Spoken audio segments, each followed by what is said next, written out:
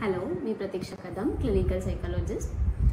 तर आज आपण अल्झायमर या आजाराविषयी बोलणार आहोत। अल्झायमर हा एक न्यूरोडिजेनरेटिव्ह आजार आहे। यामुळे मेंदूचा काही भाग हळूहळू श्रिंक होत जातो।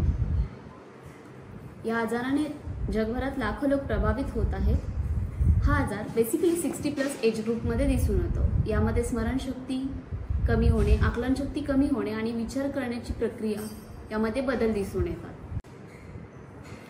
अल्झायमर या आजाराची लक्षणे स्मरणशक्ती कमी होणे, घटना, वस्तू, नावे लक्षात न राहणे, शब्द न सुचणे किंवा शब्द लक्षात न राहणे, त्याच्यामुळे संवादात अडचणी निर्माण होतात, तसेच ते स्वतःच्या भावना एक्सप्रेस नाही करू शकत। तसेच बिहेवियरल प्रॉब्लेम्स, मूड स्विंग्स होणे, सतत चिडचिड होणे, दैनंदिन कामात अडचणी निर्माण होणे या आहेत।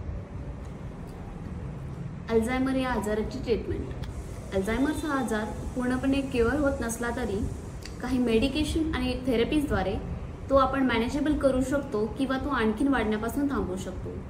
जसे की लाईफस्टाईलमध्ये काही चेंजेस, संतुलित आहार, नियमित व्यायाम, पुरेशी झोप, तसेच सोशलायझेशन। याबरोबरच आपण कॅलेडा रिहॅबिलिटेशन सेंटरमध्ये केअर गिव्हिंग आणि सपोर्टिव्ह स्टाफ, काही मेमरी गेम्स, वेगवेगळ्या प्रकारच्या थेरपीज, कॉग्निटिव्ह रिहॅबिलिटेशन या प्रकारच्या थेरपीज देऊन त्यांना या आजारातून बाहेर काढण्यासाठी मदत करतो। त्यामुळे Kaleda is the best solution for Alzheimer cases.